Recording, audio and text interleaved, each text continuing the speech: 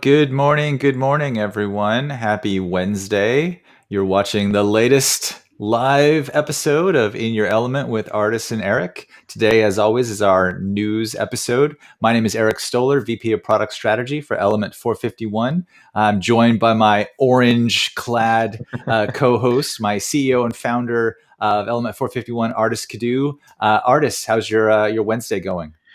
It's going great, Eric. Wednesday is one of those, everybody calls it a hump day, but it's actually a very pivotal day. And if your week is going to go really well or it's go down the tubes. So, so far, everything is great. No, it's a good day. When I was a consultant or a freelancer, I always said that every day felt like a Wednesday. I had nothing but positive things to say about Wednesdays because, you get a lot of stuff done. So today's show, news show, we're kind of diving into sort of what's going on in higher education. It gives us a chance, Monday, Tuesday, and this morning to kind of go through and see what's happening, what's out there. Obviously, a lot of interesting things around the Olympics, dominating sort of the non-higher ed coverage in terms of just what's going on over in Tokyo, Japan. But I guess that kind of like segues into the theme of today's show. Like I did that on purpose or something. Yeah. It's just that's how it works, man. By the way, kudos to your beard game. I see it's coming in nicely. Yes. But today's show is really all about international student recruitment and kind of the state of things as it's transitioned from a different government administration where in conjunction with a pandemic, international student recruitment it went down for a couple different reasons. Obviously with COVID, no one could really control that. That was just more about sort of doing what's right for public health. But at the same time, the U.S. higher education system relies heavily on international students in terms of just vibrancy and diversity of thought. And what it means to experience higher education in America is to have a population of students, cohorts of students from around the globe. And so, Ardis. And there's a huge financial component to that as well. I mean, I was going to get there. As schools are, they're hurting financially. Then it becomes really, really important for those students that are coming internationally. And most of the time they're paying full tuition or close to full tuition. So they become a great source of revenue for a lot of schools. So. I mean, here I am, the student affairs guy, saying it's about, the experience, and Ardis is like, it's about dollars and cents, pounds and euros and other currencies. Yeah, no, absolutely. I mean, I went to, university or college, what have you, in my home state of Iowa. I didn't go out of state. I didn't go abroad. It's definitely, I remember, what was it, a few years ago, Saudi Arabia was sending students to everywhere, all over the United States. And that was a massive financial boost for a lot of institutions, including the one I went to, University of Northern Iowa. So yeah, it's very top of mind.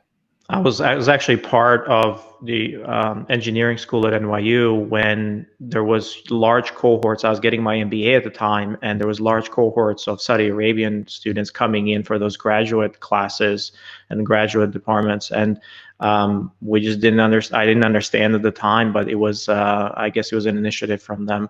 And coming from an institution where engineering where international students dominated the population, anyone from China, India, so the whole region, there was a lot of international students coming from there. I saw it firsthand how important it is to recruit internationally and to have this pipeline of students coming in internationally, not just for the diversity, but also for a lot of different reasons, right?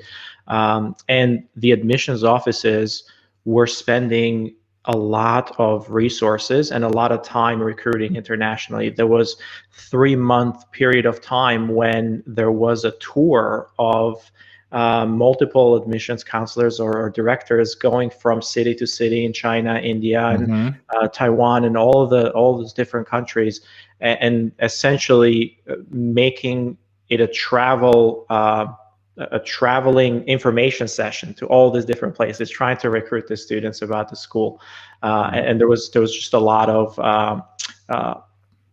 resources put towards that. Yeah, no, Seeing absolutely. that drop down it's just unfortunate over the past few years now. Well, it has a ripple effect, right? It has a ripple effect on staff and faculty and just overall, budget and resources for an institution. And I think that, today's news here, Vic, if you could share my screen, that'd be great. Around some of the announcements here, let me put this out here. You could make Ardis disappear. That'd be fantastic. I mean, I'm not for, let's see here. Let me see if I can make it go live here. Hopefully, Vic, you can make that go live. It should be in the green room. Well, there we go. There we go. I knew it would come up eventually. It's like we've got this. It's like launching a spaceship, basically. But this came from obviously the Department of Education, Department of State, which is hugely important that those two are sort of joined up and working together, but re-engaging the world to make the United States stronger at home, a renewed U.S. commitment to international education. It's a sort of very well articulated, strongly worded document saying, the robust exchange of students, researchers, scholars, and educators, along with broader international education efforts between the U.S. and other countries, strengthens relationships between current and future leaders. But obviously, as Ardis mentioned, for institutions, the biggest thing is that pipeline of international student recruitment. It matters, tremendously, because it's just like out-of-state tuition dollars that come in. And so obviously this got a lot of coverage from Inside Higher Ed, and I believe NAFSA, the association that handles international student recruitment. They were really commenting on this. If I can find the exact comment. Ardis, did you read this article? Did you get this one? I did read it, and what stood out to me was that the international student populations, there was a huge drop between 2019 and 2020. Obviously, a lot of that had to do with the pandemic, but that trend was going down even before then. But there was in the teens and up to a total of, this was new students coming in, freshman students, but then the total population of international students had dropped by almost 50%, up in the 40s, which is very, very significant, right? As you're looking at those numbers. Absolutely. I mean, so here's Jill Allen Murray, Deputy Executive Director for Public Policy at NAFSA. We've been recommending the administration take on something such as this in the form of both an international student recruitment strategy as well as a national strategy on Americans studying abroad. Because it's basically the flow in and out of learners, and so it's a good thing. It's a very, very good thing. And look, as a lot of our institutions are very sought after internationally. There's a lot of research institutions here. It becomes really important to bring talent from all over the world. I'm a product of that. I came here to the U.S. on an I-20 visa, and I'm still around. So I became an entrepreneur, and I have my, we put a product together and actually kind of serving back those institutions. But I'm kind of a product of that pipeline of students coming to the U.S. So it's super important for diversity. It's super important to keep our kind of our place ahead of the world in terms of the research that's being done and in terms of our innovation, technology, and everything else. Now, one of the things that a couple of the articles mentioned, and the U.S. Department is also really interesting, is that there has been a lot of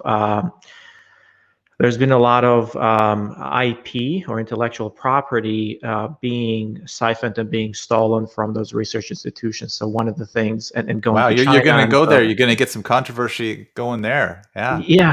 I mean, it's unfortunately, we live in a world today where digital innovation and data and it's very, espionage and all these things are things that are happening every single day, and having policies in place, and having proper screenings and procedures. And a lot of these laws need to be updated, and a lot of these treaties need to be updated in how that pipeline flows through, whereas institutions haven't really thought about IP or how they deal with that in a really, really long time.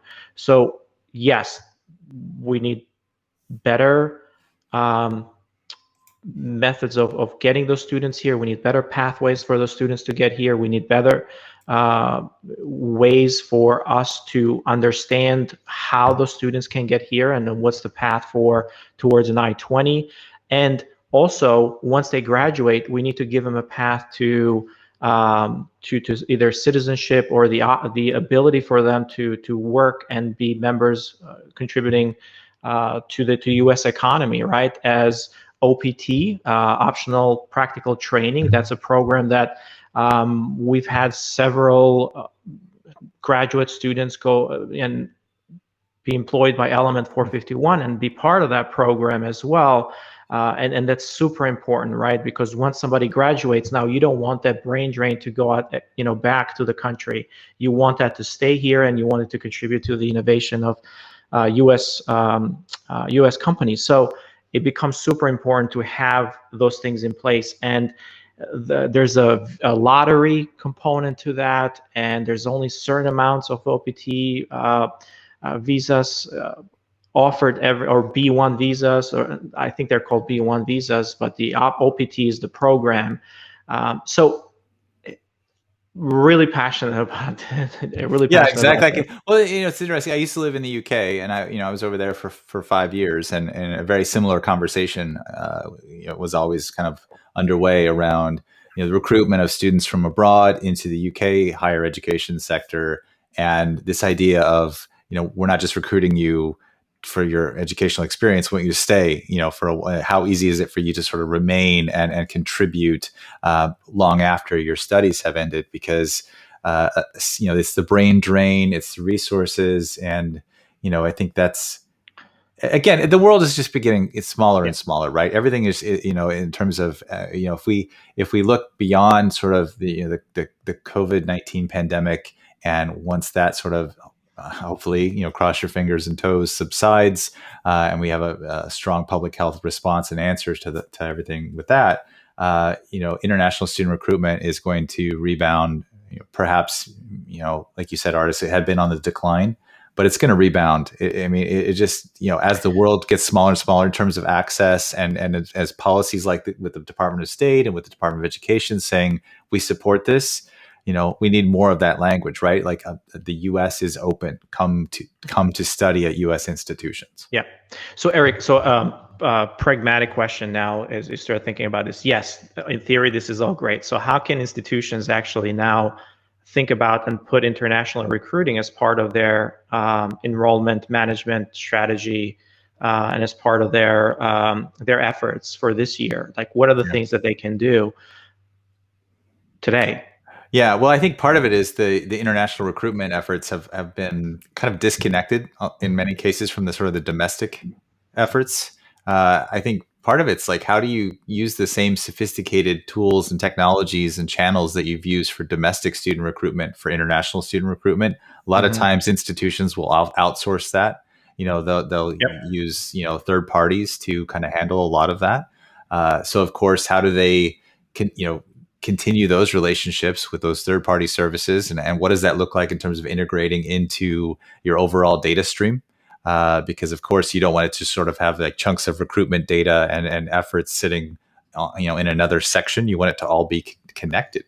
So I think the thing they could do first and foremost is think about how they can have it all joined up, so that the sophistication of whatever their digital engagement efforts are for domestic students is also sort of the same outlay that they use for their international student recruitment. Yeah.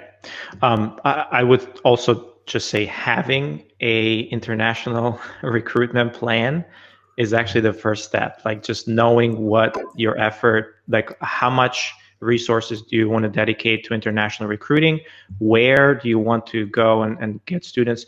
Pick certain countries that you feel are Certain geographies, yeah. Or certain geographies that are conducive to those students and the right populations that are coming to your institution, and then try to spend your efforts in concentrated geographies rather than spreading too thin and having very little impact everywhere.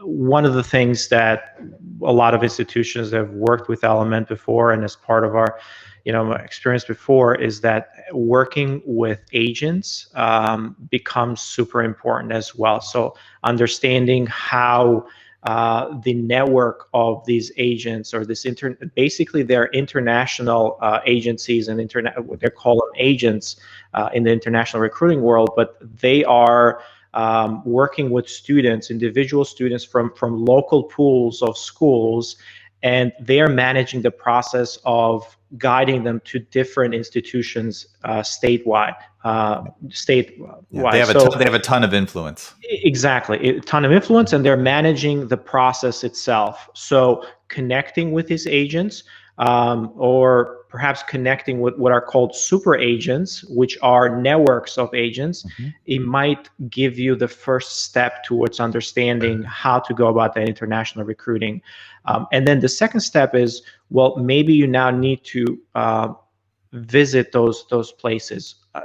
Given that COVID is still around, that might not be in the cards. However, you having a digital communication plan and a digital strategy, just like Eric said, makes a lot of sense.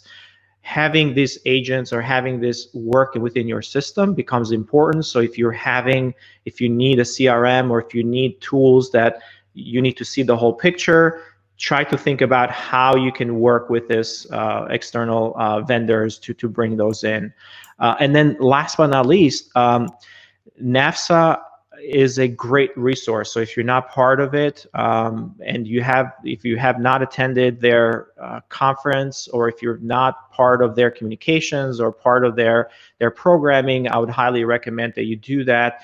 The NAFSA conference it's been traditionally really large, and you have a variety of everybody there. There are some smaller ones like ARRC, I think that's towards the end of this year, and that deals with international recruiting as well. So there are specific other conferences and events and organizations that you can be part of, and kind of, so you can understand more if you haven't done it before, or expand your network if that's if you've dipped your toe into it. Yeah. And I think, I just sort of tack on to the idea of the plan is, when you think about those digital engagement strategies, think about the fact that, for example, in the US, Facebook Messenger is the, top sort of messaging app.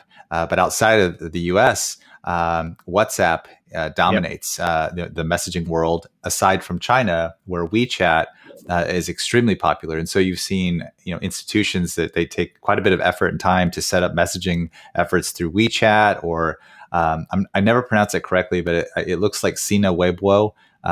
That's a terrible butchering of it. I apologize, but it's essentially sort of like a Chinese version of a Twitter-like social network. Yep. And so in the past, institutions have had a heavy presence there, and used alumni who have returned to China, for example, to sort of populate those accounts and message and talk about the experience at an institution. Because, of course, that peer-to-peer message, much like the agents who have those established relationships, if you're talking to someone who's already been there and done it, it means a lot. Yep. The last thing I want to say, another tactic or another something that you should be thinking about, is trying to work with what are called aggregator sites externally. So there's a whole bunch of them. One of the ones that familiar to us, and is actually a client of Element, is study.com. And what they do is they partner with institutions. They handle all the application process for the student, and they pass that on to the institution. But they essentially become, I won't say that agent, but they become the portal for the students to find the programs that they need. They facilitate that exchange. Exactly. So if you're not listed, or if you're not partnering with any of those sites, I would highly recommend that you do, because it becomes like more and more international students are that's the way, that's the pathway to a lot of US schools and exploration, is through those aggregator sites. Absolutely. Well, I think our time is up. We've gone to Yep. our usual allotment. This has been another exciting episode of In Your Element with Ardis and Eric. Thanks again for tuning in. We'll be back next week, next Monday, with our usual product and solutions show. And until then, have a great rest of your week, everybody. Take care, everyone.